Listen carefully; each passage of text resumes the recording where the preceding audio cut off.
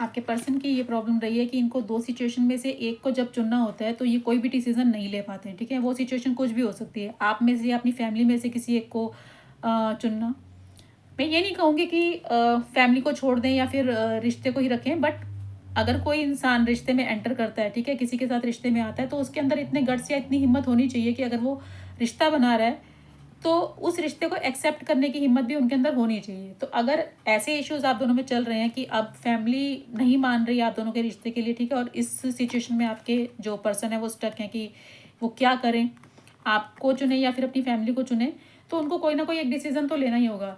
या हो सकता है कि आप किसी मैरिड पर्सन से डील कर रहे हैं, ठीक है, इन्होंने पहले आपको नहीं बताई ये चीज़ कि ये मैरिड हैं, या आप जानते भी थे, आपकी सिचुएशन आप बेटर जानते हैं।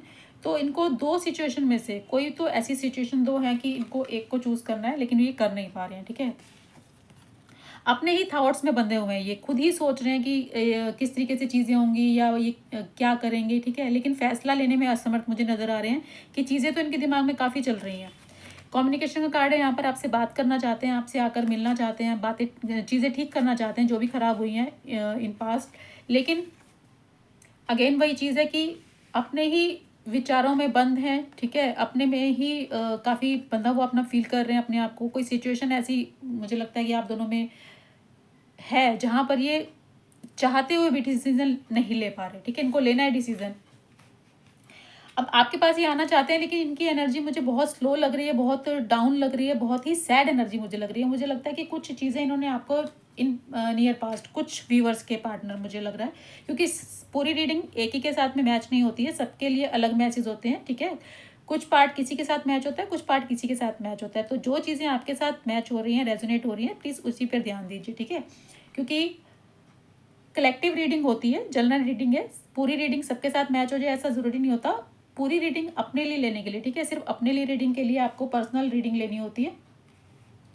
तो ये जो रीडिंग होती है ये सबके लिए होती है। बहुत से लोग रीडिंग को देखते हैं तो कुछ कुछ पार्ट किसी के साथ मैच हो जाता है, कुछ कुछ पार्ट किसी के साथ मैच हो जाता है। सब कुछ अपने ऊपर लेने की आपको ज़रूरत नहीं है, ठीक है। जितना चीज़ आपके साथ मैच हो रहा है सिर्फ आप उसी पर ध्यान दीजिए। तो मैं बता रही हूँ कि जिन कुछ लोगों के व्यूवर्स जो व्यूवर्स देख रहे हैं, कुछ लोगों के पार्टनर मुझे लगता है कि दो सिचुएशन में फंसे हुए हैं, ठीक है। वो डिसीजन लेना चाहते हैं लेकिन ले नहीं पा रहे हैं, उनके खुद के थॉट्स ही उनको अलाउ नहीं कर रहे हैं। उनको कई चीज़ें उनके दिमाग में आ रही हैं कि वो ऐसा करेंगे तो ऐसा हो जाएगा, ठीक है। और कुछ के पर्सन मुझे लग रहा है कि वो बात करना चाहते हैं, आना चाहते हैं, लेकिन उनको डर लग रहा है कि जो चीज़ें उन्होंने ख़राब कर दी हैं, कुछ बातें मुझे लग रहा है कि ऐसी बोल दी हैं, इतनी ख़राब बोल दी हैं कि अब वो खुद इस चीज़ को फील कर रहे हैं कि शायद आपकी तरफ से रिश्ता ख़त्म हो चुका है, आपने एंड कर दिया इस रिश्ते को, आप उनको एक मौका नहीं देंगे।